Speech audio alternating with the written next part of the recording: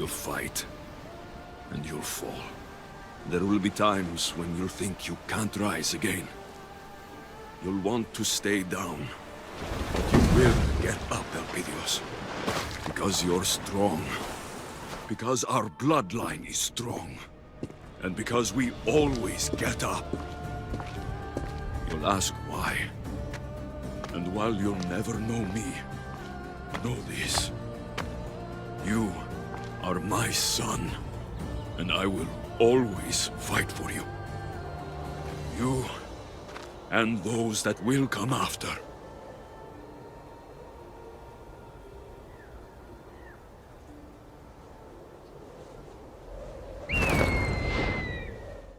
So in the ending of Assassin's Creed Odyssey's DLC, Legacy of the First Blade Part 3, it is revealed that Aya is a descendant of the Eagle Bearer, which is canonically Cassandra, so Aya is a descendant of Cassandra. Which means that Aya has something called the Bloodline. So if you do not know, the Bloodline is essentially what provides Tainted Ones with their power. And Tainted Ones are humans directly descended from hybrids and the Isu. So that also means that Aya is directly descended from hybrids and the Isu. Of course there's over 300 years of dilution between Cassandra and Aya, but in theory she is still a Tainted One. Or is she? So Tainted Ones don't necessarily have to possess any powers. Tainted Ones are just those who are directly descended from the Isu, which means that they have a form of the bloodline. For example, Myrrine for some reason is technically a Tainted One, just like Leonidas was before her, except she doesn't seem to have any powers. And we know that she was a Tainted One because Leonidas was, because he demonstrated immense abilities with a piece of Eden.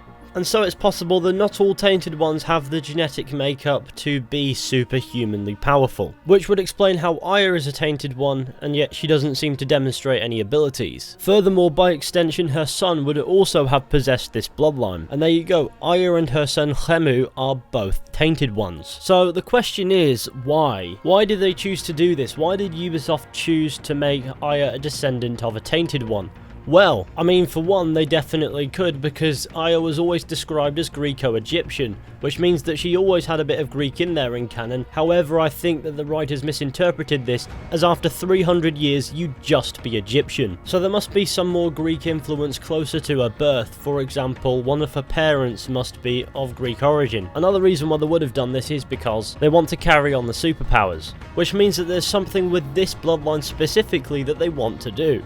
Whereas the answer to why in canon is not applicable, it just is. So I suppose there you go. Aya is a Tainted One, her son is a Tainted One. That doesn't necessarily mean that they would have superpowers, but Ubisoft is setting something up for further on down the line. But what is that, we'll have to wait and see, but hopefully this explanation has helped clear some things up. Now, if you want to see my thoughts on what they've done with this, that is in my previous video, which was a full review of the Legacy of the First Blade expansion. I would not recommend that for die-hard Assassin's Creed fans who can't stand people criticising the games. Either way, there we go, but thank you all for watching, I hope you enjoyed. Be sure to go ahead, leave a like, subscribe, share the channel with your friends and all that wonderful stuff, and I'll see you all very soon with another video at some point.